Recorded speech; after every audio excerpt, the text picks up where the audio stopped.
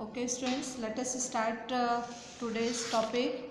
So today's topic is microbes in human welfare, chapter 10. Basically, in this chapter, you will read or you will understood what is the role of microbes in human welfare. Microbes का human welfare में क्या role है, ठीक है? Before start today's video, we just discuss some COVID-19 behavior. विवेक क्या करना है? The 3 laws which or 3 instructions which you follow. First, keep distancing, wear mask, and always use sanitizer to wash your hands, because this is no vaccine. So these 3 instructions will protect you from against COVID-19. Okay, students. So maintain 3 instructions and included in your lifestyle. So microbes in human welfare, we have given 2 videos. Today's is second videos, and in first videos you have just discussed about microbes in household product. Microbes का household product कौन कौन से हैं जो microbes से तैयार होते हैं और घरों में यूज़ होते हैं. इसमें first we have discuss already curd.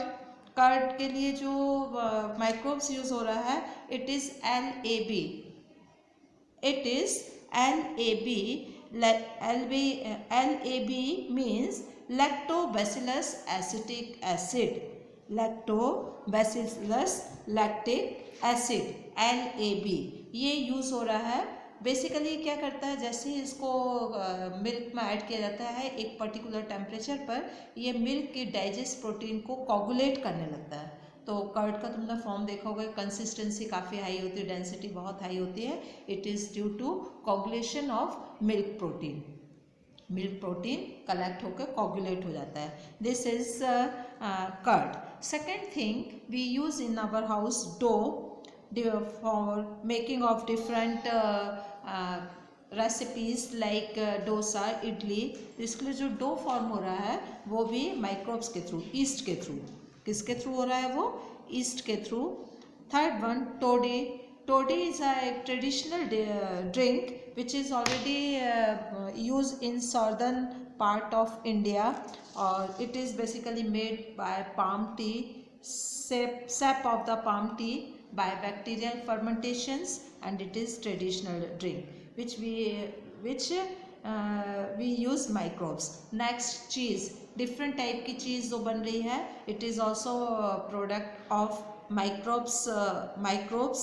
इसमें अलग अलग प्रोसेसिंग से अलग अलग तरीके की चीज़ फॉर्म होती है, और माइक्रोब्स भी डिफरेंट यूज़ होते हैं. बेसिकली जो माइक्रोब्स यूज़ हो रहा है वो एक फंगी है. It is Penicillium. कौन सी है वो? पेनिसिलियम रोग्यूफोर्टी. ठीक है, ये एक ऐसी फंगी है जो बेसिकली यूज़ हो रही है चीज़ के फॉर्मेशन में. तो वी कैन से कि माइक्रोब्स हमारे लिए हार्मफुल नहीं है. माइक्रोब्स बहुत जगह पर बेनिफिशियल हैं. ठीक है, तो हमारी बहुत सारी इंडस्ट्रीज जो है माइक्रोब्स के ऊपर भी चल रही है. अब microbes is use in industrial product. कौन से इंडस्ट्रियल प्रोडक्ट जो माइक्रोब्स से फॉर्म हो रहे हैं? It is fermented beverage. जो डिफरेंट टाइप के जो अल्कोहलिक ड्रिंक्स हैं वो माइक्रोब्स फंक्शन से, माइक्रोब्स से फॉर्म हो रहे हैं. तो there are beverage are 2 type. एक विदाउट डेस्टिलेशन, एक विद डेस्टिलेशन. कुछ डेस्टिलेशन प्रोसेस के थ्रू बन रहे हैं कुछ बेवरेज, कुछ विदाउट डेस्टिलेशन बन रहे हैं. ठीक है, तो बेसिकली जो डेस्टिलेशंस के थ्रू बन रहे हैं, without distillation, it is wine and beer. Wine and beer में डेस्टिलेशन प्रोसेस नहीं हो रही है. ठीक है, कुछ जो डेस्टिलेशंस के थ्रू बनते हैं, it is whisky, brandy and rum, जो डेस्टिलेशंस प्रोसेस के थ्रू बन रहा है. मतलब you can understood the different type of process can change different type of beverage. ठीक है, अलग अलग यदि हम प्रोसेस का यूज़ करेंगे तो हमारे बेवरेज भी अलग अलग बनते हैं. Now third important part is formation of antibiotics. आपको पता है ना एंटीबायोटिक्स क्यों यूज़ करते हैं ह्यूमन बीइंग में, और मेडिकल साइंस में एंटीबायोटिक्स एक बहुत अच्छी रिसर्च है और बहुत यूज़फुल फील्ड है. डिफरेंट टाइप के एंटीबायोटिक्स क्यों फॉर्म हो रहे हैं? डिफरेंट टाइप के एंटीबायोटिक्स बेसिकली हमारी बॉडी के जो पैथोजेंस होते हैं, ठीक है, जो बॉडी में डिजीज कॉजिंग पार्टिकल्स हैं उनको किल करने के लिए एंटीबायोटिक्स यूज होते हैं। तो basically antibiotics are chemical substance produced by some microorganisms which can kill or retard the growth of other disease causing microorganisms। Antibodies वो होते हैं जो कि पैथोजेंस को किल करने में यूज होते हैं या पैथोजेंस की बायोकेमिकल जो प्रोसेस है उसको रिटार्ड कर देते हैं, वीक कर देते हैं। क्लियर बेटा? तो this is the functions of antibiotics. Clear? अब एंटीबायोटिक्स में जो एंटीबायोटिक सबसे ज़्यादा यूज हो रही है इट इज़ पेनिसिलियम। कौन सी है? Penicillium. Penicillium is first discovered by Alexander Fleming. किसने इसको डिस्कवर किया था? Alexander Fleming. It is first antibiotic और ये बाई चांस होने वाला डेवलप है। कैसे, क्यों डेवलप हो गया? ये अपना कुछ वर्क कर रहे थे, ठीक है, working on streptococcus bacteria, streptococcus bacteria पर कुछ वर्क कर रहे थे। Fleming observe the growth of mold around which the bacteria did not grow. क्या देखा फ्लेमिंग्स ने कि वहाँ पर जहाँ पर ये स्ट्रेप्टोकोकस बैक्टीरिया था तो उन्होंने ये ऑब्जर्व किया कि कुछ मोल्ड डेवलप हो गई है चारों तरफ जो कि बैक्टीरिया को ग्रो नहीं करने दे रही है, मतलब बैक्टीरिया की ग्रोथ को रोक रही है। तो जो मोल्ड है वो बैक्टीरिया को किल कर रही है ना, उसके प्रोसेस को रोक रही है, उसको किल कर रही है। तो this is the basic base of investigations of Penicillium. Penicillium का ये बेस था कि कोई एक चीज़ जो कि ऐसी डेवलप हो रही है जो कि बैक्टीरिया को ग्रो नहीं होने दे रही, तो वो चीज़ बैक्टीरिया को मारने वाली हुई। तो बैक्टीरिया को मारने वाली चीज़ क्या है? दिस इज एंटीबायोटिक्स, जो कि पैथोजेंस को और पैथोजन पार्टिकल्स को किल कर रही है। तो दिस इज एंटीबायोटिक्स। अब there are so many antibiotics which is use against different disease just like plague, whooping cough जिसको हम काली खांसी भी कहते हैं, डिप्थीरिया, गलघोटू, ठीक है, लेप्रेसी जिसको एक कौन सा रोग कहते हैं? कुष्ठ रोग भी कहते हैं। तो these are some disease to cure this disease patient have to taken antibiotics. Clear student? तो एंटीबायोटिक्स किसके लिए यूज़ होती है? कुछ पर्टिकुलर डिजीज के लिए होती है। अब माइक्रोब्स का नेक्स्ट यूज़ है कुछ स्पेशल टाइप और सम ऑर्गेनिक एसिड्स को फॉर्म करने के लिए, just like citric acid, it is form bye Aspergillus Niger. ये नेम आपको लर्न करना है। सिट्रिक एसिड किससे फॉर्म होता है? एस्परजिलस नाइगर, ये एक फंगी है, ठीक है। एसिटिक एसिड विनेगर जिससे बन रहा है, common use vinegar, it is form bye Azotobacter. ये सब बेटा आपको एनसीईआरटी में सब पूरे टर्म्स मिलेंगे जब आप एकदम रीड करोगे। It is not in explosive way, ऐसा कोई अंडरलाइन करते हुए कोई टर्म नहीं है, but you have to require to read each and every line, तो आपको ये टर्म्स मिल जाएंगे। नेक्स्ट है ब्यूट्रिक एसिड। ब्यूट्रिक एसिड भी केमिकल है जो कि बहुत सारी इंडस्ट्रीज़ में यूज़ होता है। It is form by microbes Clostridium butylicum, it is bacteria. तो कौन सी फंगी से बन रही है, कौन सी बैक्टीरिया से बन रही है, just differentiated. Next lactic acid, it is Lactobacillus species और बैक्टीरिया से फॉर्म हो रही है। So these are the some organic acids and alcohol और organic acids which work as a raw material in different industries and it is use as a solvent also. Now enzymes. Enzymes कौन कौन से enzymes microbe से form हो रहा है? It is first one is lipase.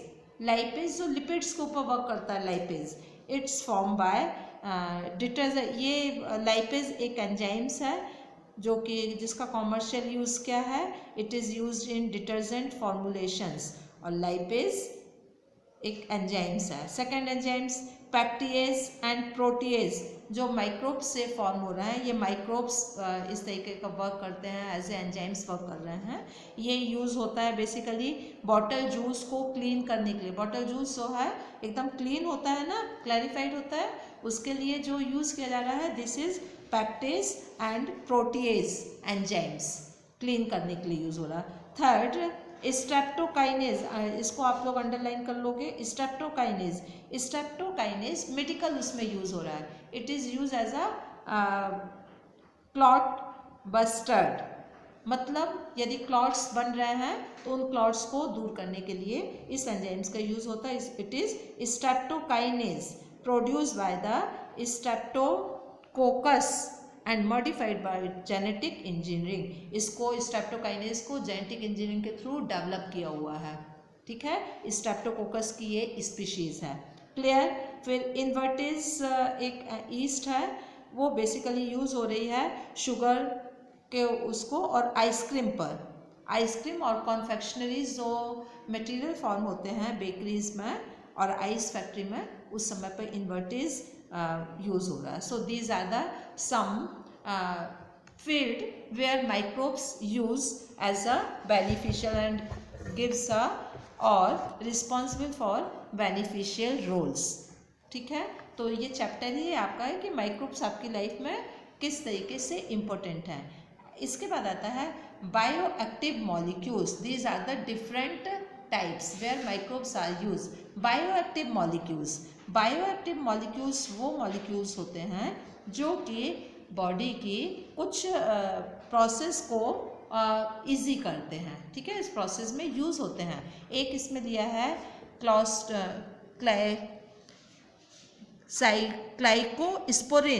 Cyclosporin, ठीक है, it is the name of cyclosporin A, और ये बेसिकली ट्राइकोडर्मा पॉलिस्पोरियम से फॉर्म हो रहा है। ये फंगस है, Trichoderma polysporum, and it is basically used in immunosuppressive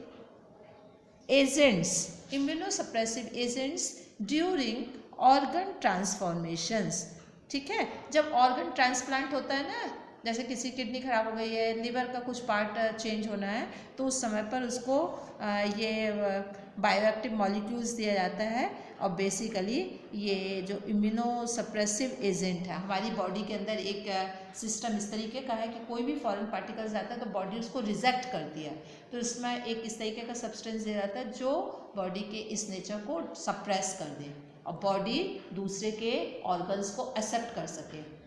समझ में आया विवेक? तो इसे it is called as immunosuppressive agents. Then एक और इसमें दिया हुआ है statin. Statin it is form by Monascus purpureus, ये एक फंगस है, और it is used in blood cholesterol lowering agent. Blood cholesterol कम करता है, समझ रहे हैं, मेडिकल पर्पज से ये यूज़ हो रहा है। ब्लड कोलेस्ट्रॉल जिनका बढ़ जाता है उनके लिए ये स्टेटिन बायोएक्टिव मॉलिक्यूल्स है जो किसी हमें लिविंग ऑर्गेनिज्म से मिला है और उसका यूज़ किया जाता है। बेसिकली ये वो एंजाइम्स की ग्रोथ को रोक लेता है जो एंजाइम्स बेसिकली कोलेस्ट्रॉल फॉर्मेशन में, कोलेस्ट्रॉल सिंथेसिस में हेल्प करते हैं। क्वेश्चन इस तरीके से भी आ सकते हैं कि हाउ इट्स वर्क। तो ये जो है स्टेटिन, ये ब्लड कोलेस्ट्रॉल के सिंथेसिस में यूज़ होने वाला जो एंजाइम्स है उसके फॉर्मेशन को रोक देता है। तो जब वो एंजाइम्स ही नहीं बनेगा तो ब्लड कोलेस्ट्रॉल भी नहीं बनेगा, तो ब्लड में कोलेस्ट्रॉल की क्वांटिटी भी है और उसकी जो जितनी मात्रा है वो नहीं बढ़ पाएगी। So this is medical use. तो मेडिकल यूज़ में आपने कौन सा साइक्लोस्पोरिन ए रीड किया हुआ है और स्टेटिन रीड किया हुआ है, ठीक है। अब इसके बाद माइक्रोब्स इन सीवेज ट्रीटमेंट, ये बहुत बड़ी इंडस्ट्रीज़ है, ठीक है। माइक्रोब्स का ये यूज़ सीवेज ट्रीटमेंट में, जो गंदा पानी होता है उसको ट्रीट करके ही, आप कहते हैं ना कि प्रोसेस करके उसको रिवर वगैरह में डालना है, तो जो उसकी प्रोसेसिंग हो रही है it is called as sewage treatment. Microbes in sewage treatment. तो माइक्रोब्स इन सीवेज ट्रीटमेंट में 2 फेज पर ये प्रोसेस होती है। फर्स्ट फेज है फिजिकल ट्रीटमेंट और सेकंड फेज होती है बायोलॉजिकल ट्रीटमेंट। बायोलॉजिकल ट्रीटमेंट में ही हम माइक्रोब्स को यूज़ करेंगे। एक फिजिकल ट्रीटमेंट है, तो फिजिकल ट्रीटमेंट के लिए बेसिकली किस किस की रिक्वायरमेंट होती है कि बहुत बड़े बड़े नेट्स लगी होती हैं, वायर की नेट्स होती हैं, तो वो पूरे वाटर के जो फिजिकल बड़े बड़े पीबल्स हैं या बड़े बड़े से जो गंदगियां हैं वो सब उससे दूर हो जाती हैं। This is called as physical treatment. और फिजिकल ट्रीटमेंट के बाद उसको सेडिमेंट किया जाता है, वही वाटर को प्रोसेस्ड, जिस वाटर को प्रोसेस करना है उसमें हमको प्राइमरी स्लेज फॉर्म होता है, एक पार्ट उसका प्राइमरी स्लेज फॉर्म होता है, और जो सुपरनाइन पार्ट है, इट इज़ कॉल्ड एज इफ्यूलेंट्स। अब इफ्यूलेंट्स के ऊपर हमको वर्क करना है, ठीक है ना। अब सेकेंडरी ट्रीटमेंट शुरू होगा। सेकेंडरी ट्रीटमेंट वो ट्रीटमेंट है जब हमको माइक्रोब्स का यूज़ करना है। तो प्राइमरी ट्रीटमेंट में माइक्रोब्स का यूज़ नहीं हो रहा है, किस में हो रहा है, सेकेंडरी ट्रीटमेंट और बायोलॉजिकल ट्रीटमेंट। इसको बायोलॉजिकल ट्रीटमेंट भी कहेंगे, ठीक है।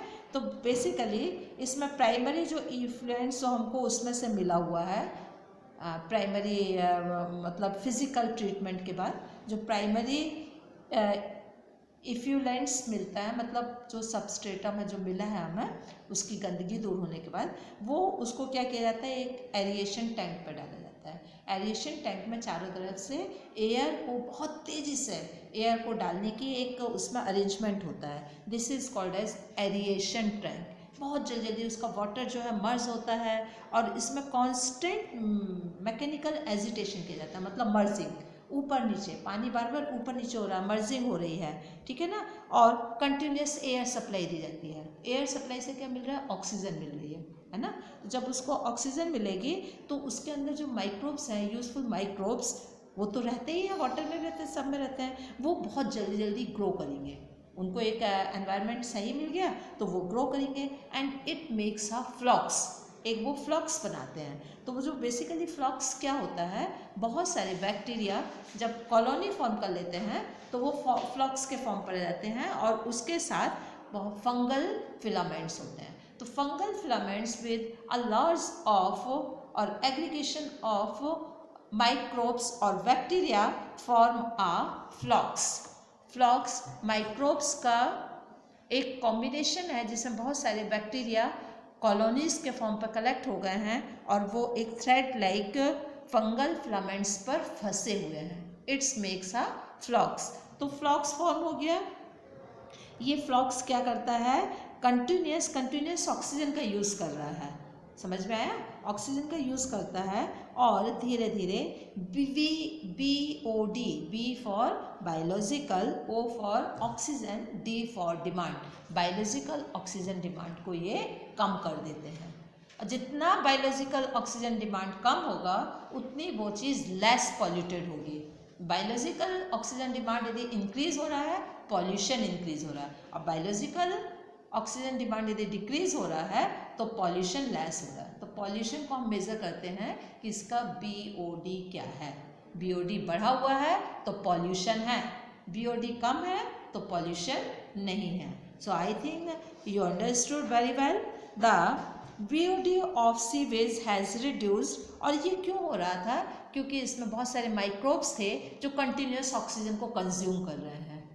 और यही हमारा भी एम है कि BOD, वाटर का BOD कम से कम हो, समझ में आया। इसलिए उसमें हम माइक्रोब्स डेवलप करने देते हैं, फ्लॉक्स के फॉर्म पर डेवलप होते हैं और कंटिन्यूस वो ऑक्सीजन को कंज्यूम करते हैं और BOD को कम करते जाते हैं। Clear. Now BOD, when BOD has reduced then effluents is passed into settle tank. अब BOD रिड्यूस हो गया, जो बचा हुआ मटेरियल है उसको नेक्स्ट टैंक पर पास करेंगे, it is called as settle tank. इस here bacterial flocs are settled and इधर पे बैक्टीरियल फ्लॉक्स ऑटोमेटिकली वो एक बड़े पिगमेंट्स और बड़े उसके फॉर्म पर है ना, उसके मतलब मीन्स फ्लॉक्स के फॉर्म पर है, तो वो बॉटम पर सेटल्ड हो जाएगा। क्या हो जाएगा, वो सेटल्ड हो जाएगा और जो ऊपर का जो पार्ट है ना, वो कहलाएगा एक्टिवेटेड स्लेज। अब ये आपसे पूछा जा सकता है ये एक्टिवेटेड स्लेज क्यों, क्योंकि इनका यूज़ माइक्रोब्स को जब हमें डेवलप करना है तो हम ये थोड़ा सा स्टार्टर के फॉर्म पर उस पर डाल देंगे। तो पहले से उसमें फ्लॉक्स में माइक्रोब्स डेवलप है, तो नेक्स्ट जो माइक्रोब्स हैं बहुत जल्दी रैपिडली ग्रो करेंगे। तो that's work as a activated sludge. Clear student. SLUTGE। Clear.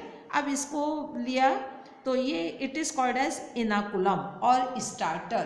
अब इसको जो एरिएशन टैंक था जिसमें हम एयर प्रोवाइड कर रहे थे, बार बार उसमें माइक्रोब्स ग्रो करने की ज़रूरत नहीं है, उसमें थोड़ा सा इसका एक्टिवेटेड स्लेज डाल दिया जाता है तो ऑलरेडी उसमें माइक्रोब्स ग्रो हो जाएंगे। ठीक है।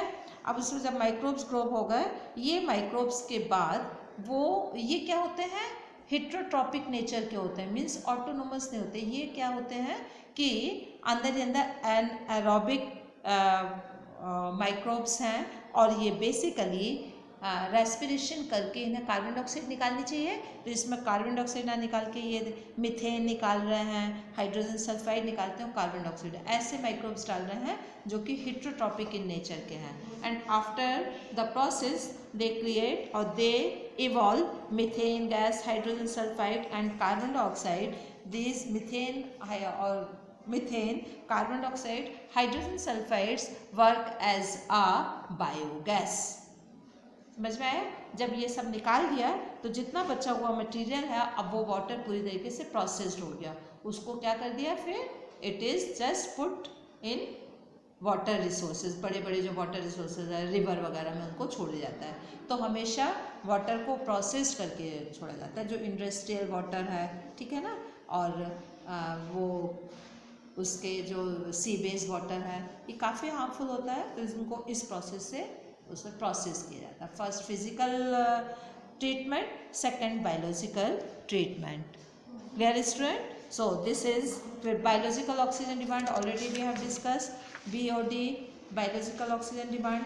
अब आता है कि बायोगैस प्लांट्स क्या है, बुक में दिया हुआ बायोगैस प्लांट्स, तो थोड़ा सा 10 मिनट डिस्कस करके फिर उसको क्लियर करते हैं। बायोगैस, बायोलॉजिकल ऑक्सीजन डिमांड और biogas. Biogas is a mixture of inflammable gases which include methane, carbon dioxide, etc. Methane इसमें मेन प्रोडक्ट के फॉर्म पर है, ठीक है। It is form by methanogenic bacteria और माइक्रोब्स होते हैं जो इसको फॉर्म करते हैं, डेवलप करते हैं। तो इसके लिए एक फिगर दिया हुआ है, फिगर देखो, ये उसका दिया हुआ है बायोगैस का। बायोगैस के दो रिसोर्सेज हैं। फर्स्ट वन इज, एक जगह से डंक एंड वाटर को डाला जा रहा है, एक जगह से स्लेज डाला जा रहा है। स्लेज वो एक्टिवेटेड स्लेज जो माइक्रोब को जल्दी जल्दी ग्रो करेगा, और वाटर और डंक को कंटिन्यूस एरिएशंस दिया जाता है, तो वो कंटिन्यूस मिक्स होता जा रहा है और उसमें रैपिडली माइक्रोब्स ग्रो कर रहे हैं जो बेसिकली हेटेरोट्रॉपिक नेचर के हैं, और ये बाय प्रोडक्ट्स के फॉर्म पर मीथेन गैस, कार्बन डाइऑक्साइड ये निकाल रहे हैं, और ये गैस को ऊपर गैस का आउटलेट्स बना हुआ है, उधर से गैस को जोड़ दिया जाता है, और घरों में जो विलेजेस के जो घर हैं उससे इसकी सप्लाई होती है। तो बड़े बड़े जो विलेजेस होते हैं उसमें एक जगह बायोगैस प्लांट होता है जहाँ पर बेसिकली पूरे एनिमल्स का जो क्रीटिया वगैरह है और उसका गोबर वगैरह वो कलेक्ट करके बायोगैस प्लांट्स, और इससे बड़े बड़े पाइप लगा के घरों में सप्लाई की जाती है। तो बेसिकली इसके दो रिएक्टेंट सब्सटेंस दो ही हैं, फर्स्ट डंक एंड वाटर, और एक जगह से एक्टिवेटेड स्लेज डाला जा रहा है जो माइक्रोब्स की ग्रोथ के लिए इन्वॉल्व है। और बाय प्रोडक्ट के रूप में कार्बन डाइऑक्साइड निकल रही है, थोड़ा मीथेन निकल रही है, ठीक है ना, और इसके अलावा कौन सा हो गया, H2S निकल रही है। ये कंबाइंडली बायोगैस फॉर्म करते हैं। क्लियर? अब इसके बाद ये तो हो गया बायोगैस फॉर्मेशन। अभी आपका माइक्रोब्स चैप्टर ही चल रहा है। अब microbes use as a bio control agent, तो इसको अलग अलग पॉइंट पे देखना। बायो कंट्रोल क्या है? एक कोई जैसे एक एग्रीकल्चर है, एग्रीकल्चर में बहुत सारे छोटे छोटे से ऐसे इंसेक्ट्स हैं जो एग्रीकल्चर को ख़राब कर रहे हैं, क्रॉप को ख़राब कर रहे हैं, तो उनको मारने के लिए जनरली फार्मर्स क्या डालता था? पेस्टिसाइड्स डालता था, उसमें केमिकल होते थे, ठीक है ना। वो केमिकल अल्टीमेटली जो न्यूट्रिशन है, न्यूट्रिएंट साइकिल को इंट्रैप्ट करते हैं, और पूरा जो बायोजियो केमिकल साइकिल है वो इंट्रैप्ट होता है, तो उसको ज़्यादा यूज़ करना हार्मफुल है। उसके लिए ऐसे एजेंट्स ले जाते हैं जो लिविंग वन है, मतलब एक बड़ा लिविंग वन एक छोटे लिविंग वन को फिनिश कर दे, फीड कर ले, तो वो ख़त्म हो जाएगा। This is called as bio control. समझ में आया? तो बायो कंट्रोल के लिए बेसिकली जो यूज़ होते हैं वो है एक लेडी बर्ग, ड्रैगन फ्लाई, तो एक इंसेक्ट्स है लेडी बर्ग और dragonfly, which is use to get rid of aphid and mosquito. Aphid and mosquito जो बेसिकली हार्मफुल है, तो इनको फीड कर लेता है। This is called as bio control, ठीक है। एक आती है गैम्बोसा, एक फिश आती है जो क्या करती है, बहुत सारे मलेरिया वगैरह के इंसेक्ट्स को खा लेती है, उसके लार्वा को खा लेती है, ठीक है ना। तो वो भी एक बायो कंट्रोल है, गैम्बोसा फिश, ठीक है। इसके अलावा एक बीटी जो एक इंजीनियरिंग के थ्रू, बायोटेक्नोलॉजी इंजीनियरिंग के थ्रू एक डेवलप किया हुआ जीन्स है। वो बेसिकली किसका डेवलप किया है? एक बैक्टीरिया है बेसिलस थिंगरेसिस, इसको हम बीटी से डिनोट करते हैं, बेसिलस थिंगरेसिस। इसका यूज़ किया जाता है कैटरपिलर और बटरफ्लाई कैटरपिलर को कंट्रोल करने के लिए। बटरफ्लाई कैटरपिलर पूरी की पूरी क्रॉप को ख़त्म कर देती है, तो उसके लिए बेसिलस थिंगरेसिस बैक्टीरिया है उसका यूज़ किया जाता है। ठीक है, उसमें क्या करते हैं बैक्टीरिया, जो ये बैक्टीरिया है बेसिकली इस बैक्टीरिया में की एक स्पेशलिटी होती है, इसमें एक जीन्स होता है, इस बैक्टीरिया में एक डीएनए होता है जो एक टॉक्सिक सब्सटेंस रिलीज करता है। तो जब कैटरपिलर वगैरह, बटरफ्लाई के कैटरपिलर किसी प्लांट्स की लीव्स को खाते हैं तो उनके अंदर ये बैक्टीरिया का जीन्स चला जाता है, बैक्टीरिया चला जाता है, उसका जीन्स चला जाता है, तो वो एक जो है टॉक्सिक सब्सटेंस क्रिएट करता है। ठीक है, तो जो बटरफ्लाई वगैरह के जो गट होता है ना उसका, उसको ये पूरा ब्लॉक कर देता है और बटरफ्लाई वो पूरे मर जाएंगे। तो अलग से इसमें पेस्टिसाइड्स डालने की ज़रूरत नहीं है। ठीक है, और ये बैक्टीरिया थिंगरेसिस एक शैसे के फॉर्म पर मिलता है, ड्राई शैसे के फॉर्म पे। तो जो फार्मर्स होते हैं उसको पोर कर देते पूरे उसमें थोड़ा सा वाटर में मिला के, और तो इससे बायो कंट्रोल हो जाता है, अलग से पेस्टिसाइड्स डालने की ज़रूरत नहीं है। तो ये है बीटी कॉटन। ये क्या है? बीटी कॉटन, जिसका एक जीन्स रिस्पॉन्सिबल है कैटरपिलर को और बटरफ्लाई कैटरपिलर को डिस्ट्रॉय करने पर। Clear? It is form after biotechnology process, gene engineering भी कहते हैं इसको।